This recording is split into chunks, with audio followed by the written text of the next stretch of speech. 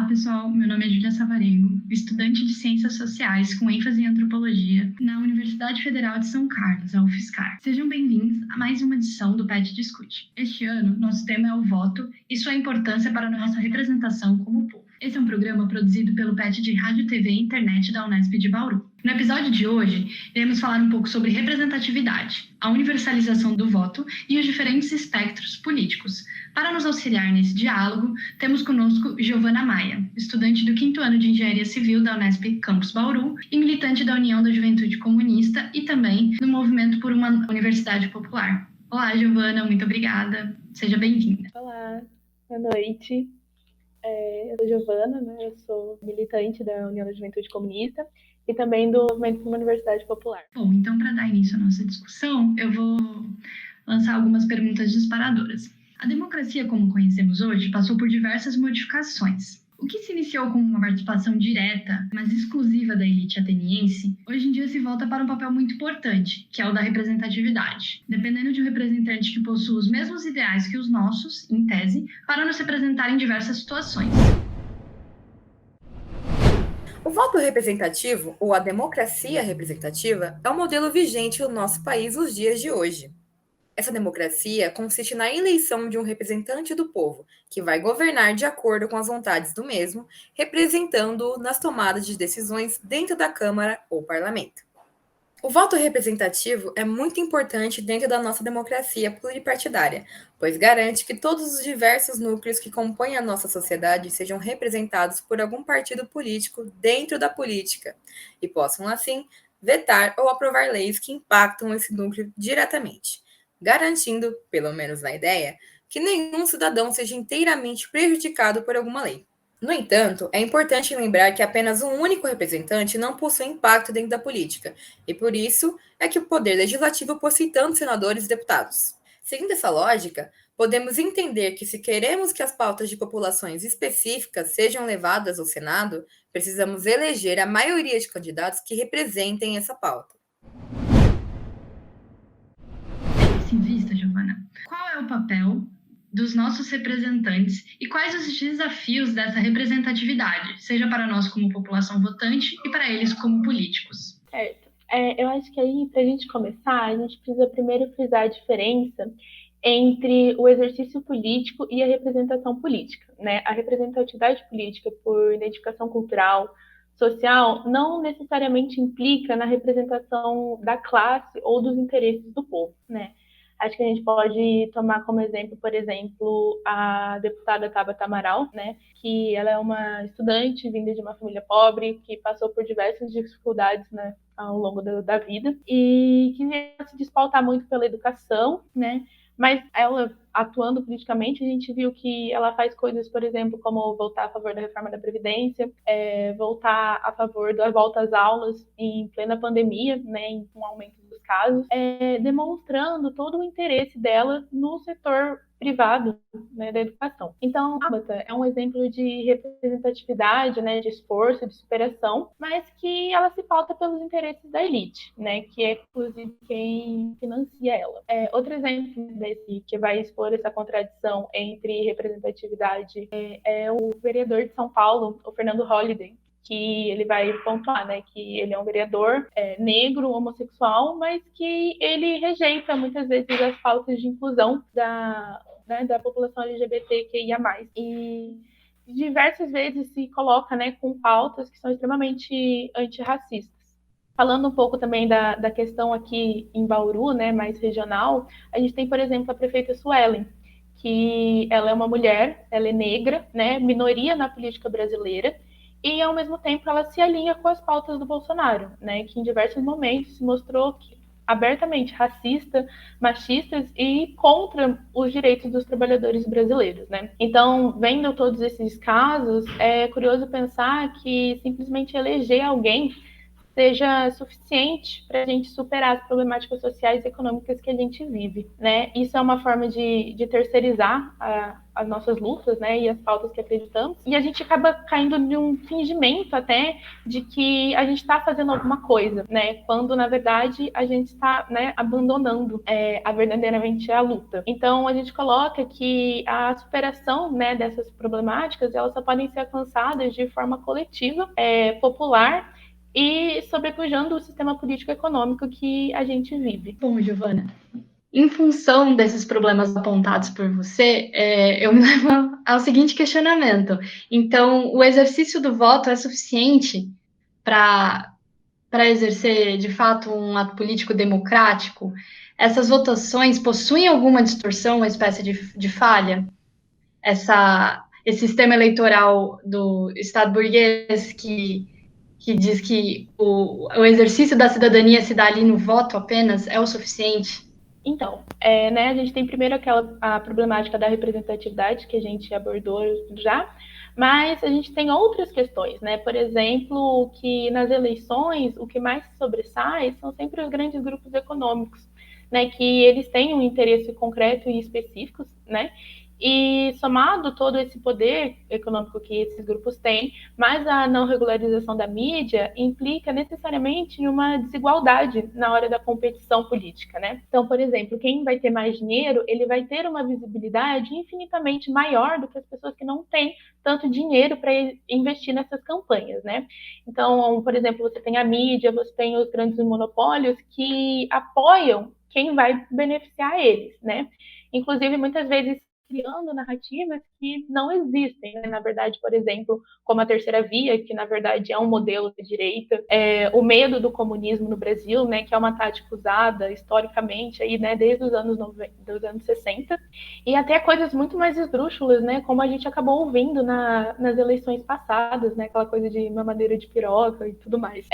Outra questão importante, né, que contribui para essas problemáticas do sistema é o caso dos lobbies, que trata de uma maneira direta de intervenção do capital na política.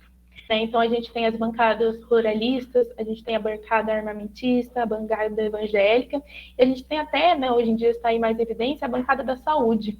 Durante a pandemia, por exemplo, a gente teve um ministro que ele foi lobista, né, o Mandetta, foi conselheiro fiscal da Cooperativa de Médicos da Unimed, né?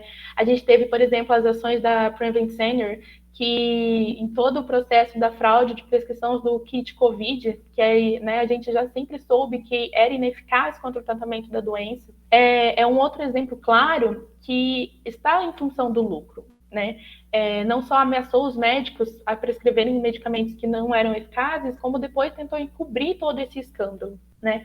Então, nesses momentos onde a prioridade, né, era a saúde pública, era o bem maior da população, ficou prevalecido os interesses econômicos dos planos de saúde privados, né? Então, para resumir, a maneira como o nosso sistema eleitoral funciona, ele foi criado para suprir as necessidades do capitalismo. E é um sistema feito para equiparar tanto o capital monetário com o capital político, né? Para que quem exerce o poder seja a pessoa que tem o capital monetário, né? E essas contradições, elas só podem ser superadas com essa operação do modelo atual. Obrigada, Giovana.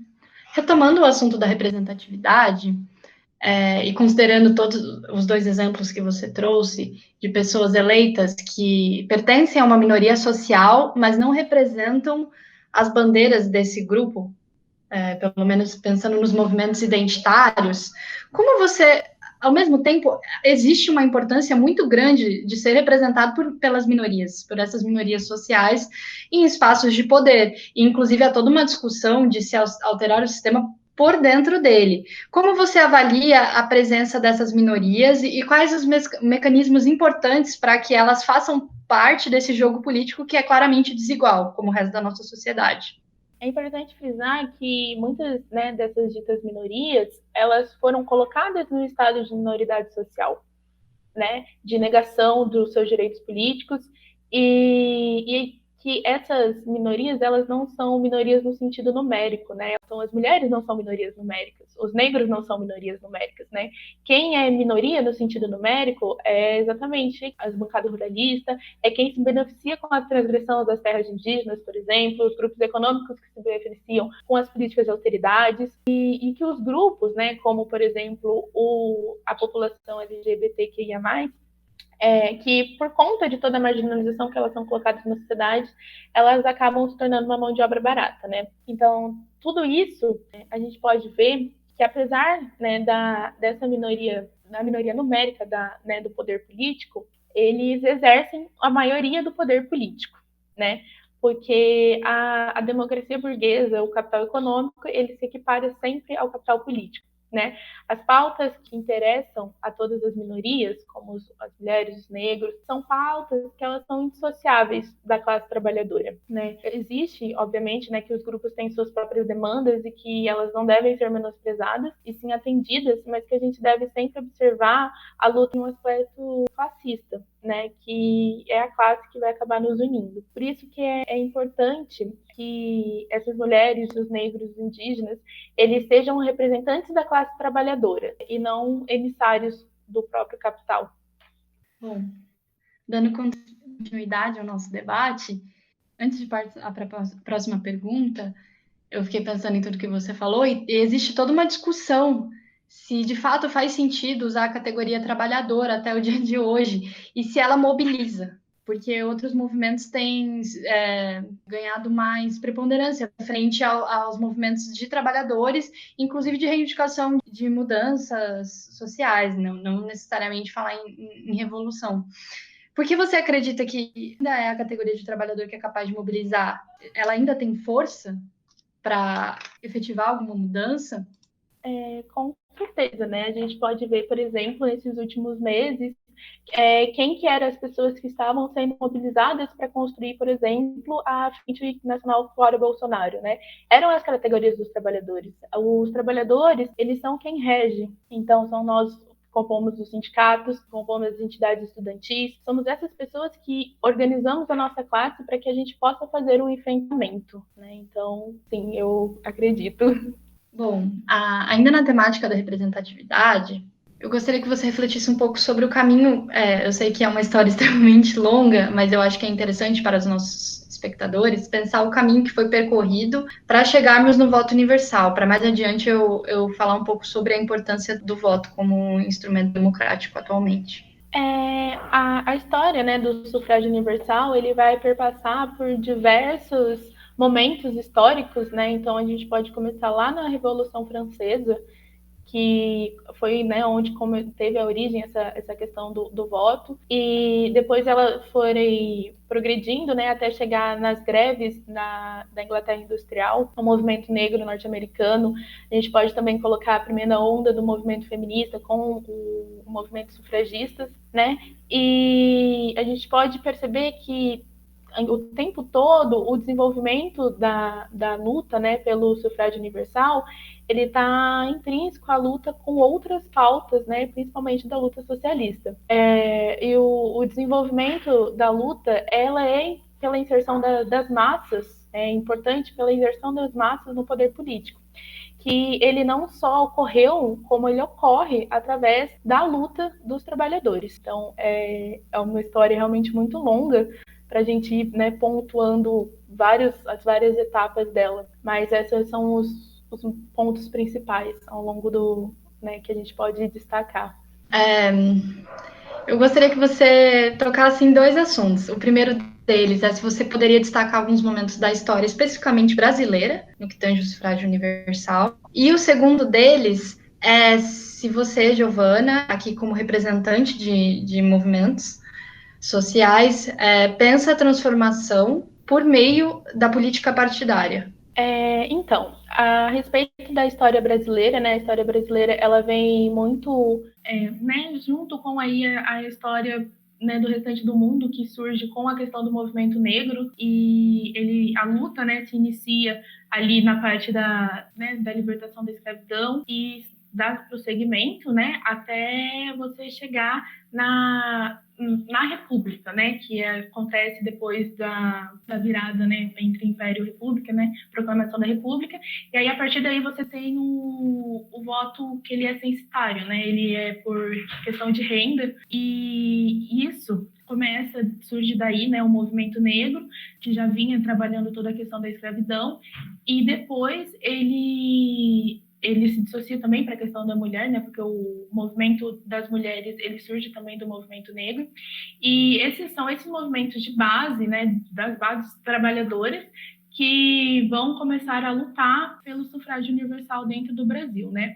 A história do Brasil ela é extremamente complicada, porque mesmo quando a gente tem o sufrágio, assim, que ele começa a valer, a gente pode falar, por exemplo, que os grandes fazendeiros, eles não era secreto o voto, né? Então eles utilizavam de diversas artimanhas como chantagem, pressão, para que as pessoas votassem da maneira como eles desejassem, né? Então seria mais uma forma deles exercerem o seu poder sobre as classes minoritárias, né? E que depois, mais para frente, a gente vai conseguir que, além do voto do sufrágio ele seja universal, ele também seja secreto, né? Que é uma coisa extremamente importante no Brasil. E, por fim, você falou da questão da luta partidária, né?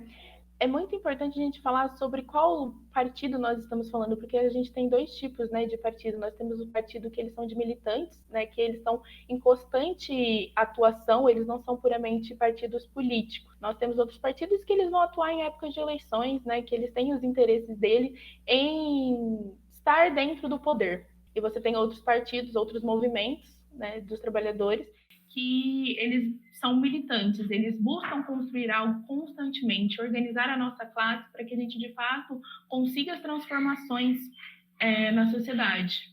E é por esse caminho, é por essa construção do poder popular que a gente conseguiria, né, transcender esse sistema que a gente tem hoje.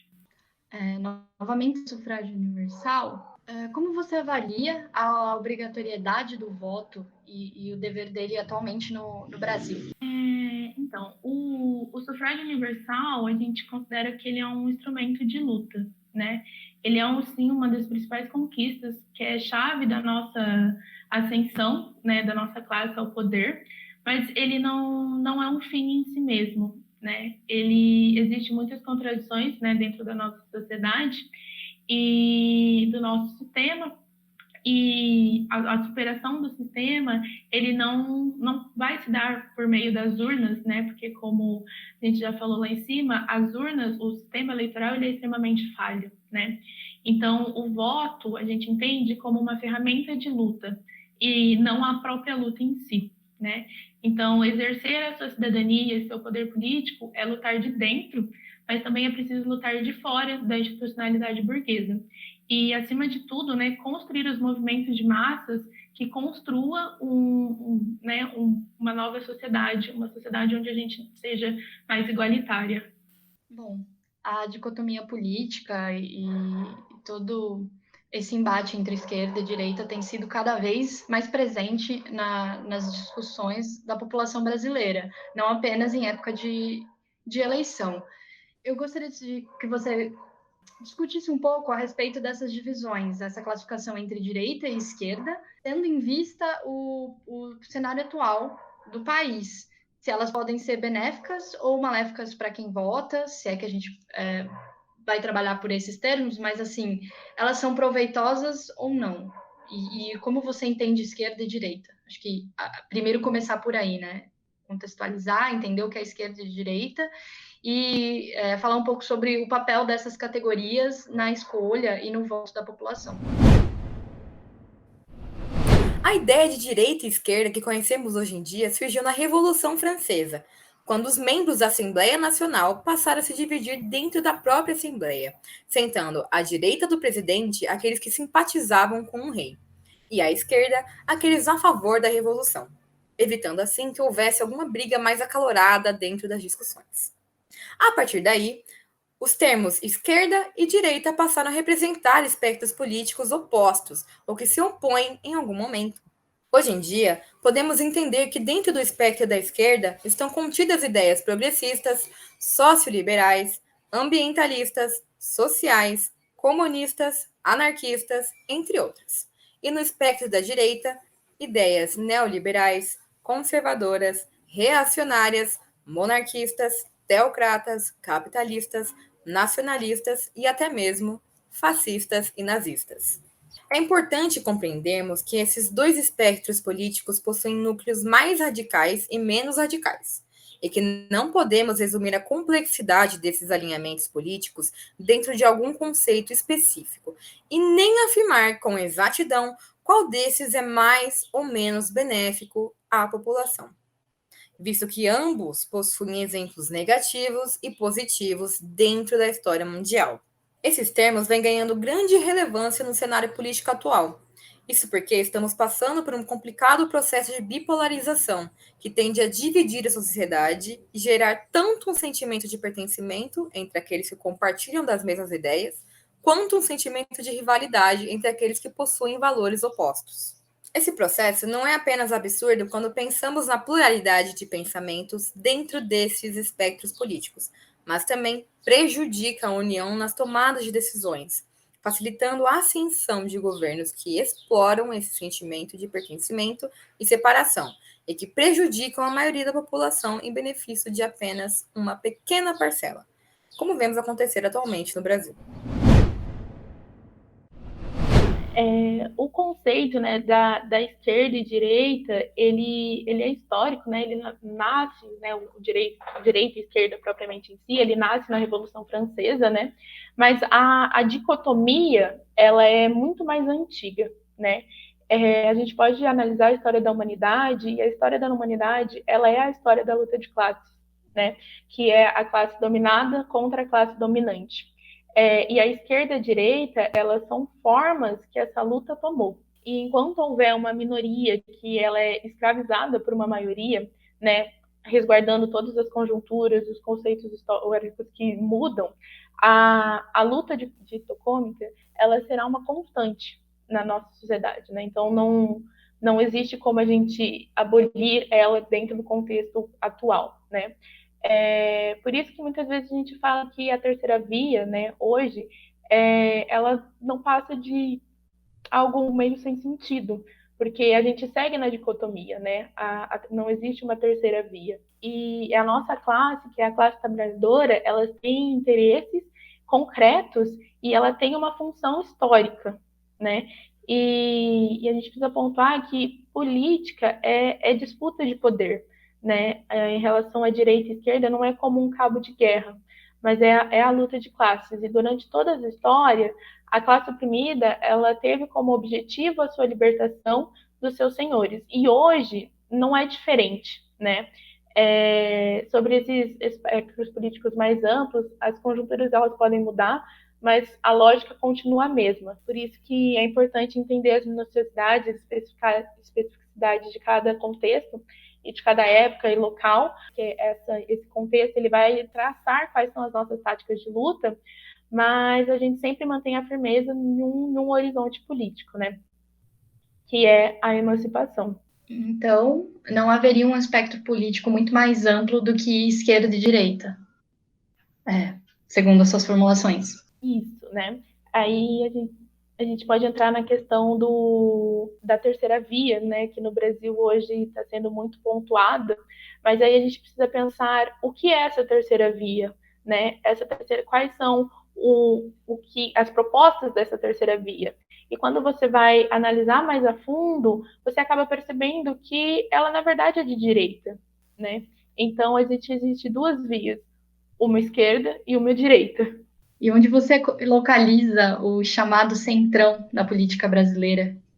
E se puder um pouco explicar a atuação dele atualmente? Então, o centrão, ele é de direita, né? Sendo bem curto, assim, indo bem direto ao ponto.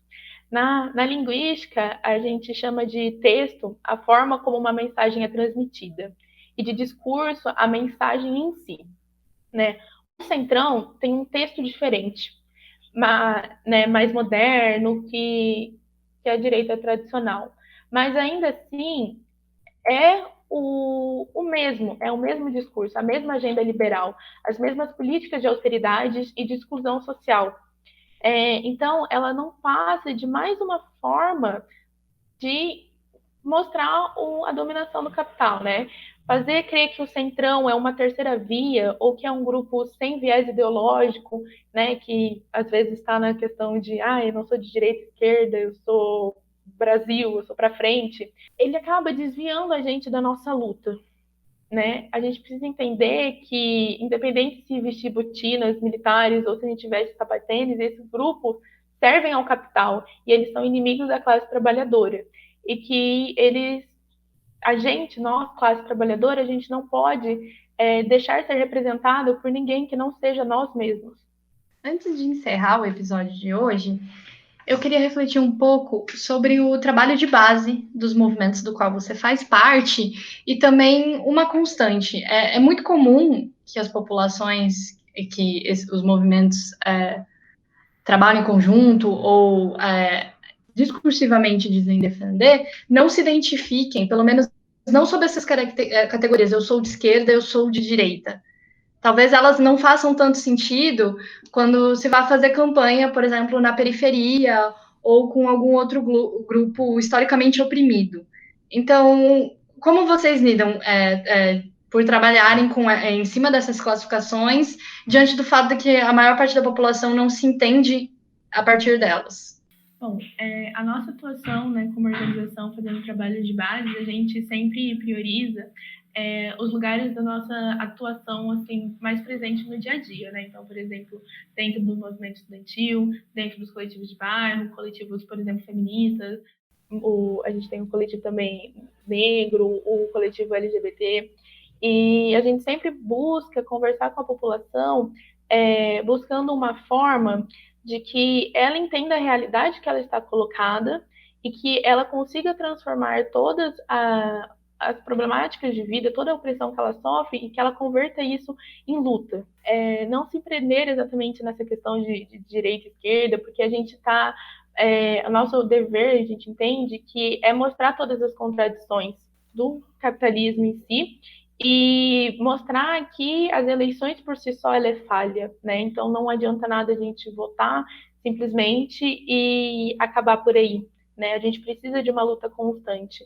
E essa necessidade de luta que a gente busca em desenvolver nas pessoas, né? É claro que a gente entende que a gente precisa exercer o direito de voto, porque é um processo, né? Mas que é importante a gente ter, né, governo que não seja, por exemplo, o governo Bolsonaro, que retira todos os direitos, as mínimas condições de vida da população, né? Hoje em dia a gente tem pessoas que estão vasculhando caminhão de lixo, revirando ossos para comer. Então, é importante que a gente tenha um governo, né, que ele seja mais direcionado a dar essas políticas de assistências, né, mas que isso nunca vai nos emancipar. Essa ideia que a gente busca trazer para a classe trabalhadora. A gente não precisa viver de migalhas quando é a gente que produz o pão. É essa questão que a gente quer trazer para os nossos movimentos de base. Bom, Giovana, muito obrigada. Eu queria agradecer mais uma vez a sua presença aqui no programa. Foi muito importante e eu acho que até um certo contraste, porque os outros 2 episódios foram gravados com professores universitários e é importante ter a voz do estudante num espaço que é criado e feito pelos estudantes, né? Queria agradecer também os nossos espectadores que nos acompanharam até hoje. Esperamos que tenha sido um bate-papo agradável e proveitoso para todos. E reiterar que esse programa é uma produção do PET de Rádio, TV e Internet da Unesp de Bauru. E deixar os contatos para vocês nos acompanharem nas redes sociais, @pet.rtvi, o arroba da UJC também, que é @UJC Brasil, e o jornal estadual da UJC, que é @UFuturoSP. Muito obrigada e não percam o próximo episódio. Giovana, se você quiser fazer mais alguma consideração final, fica à vontade. Gente, acho que é isso. Muito obrigada por estar aí. Estamos sempre na luta por uma sociedade melhor.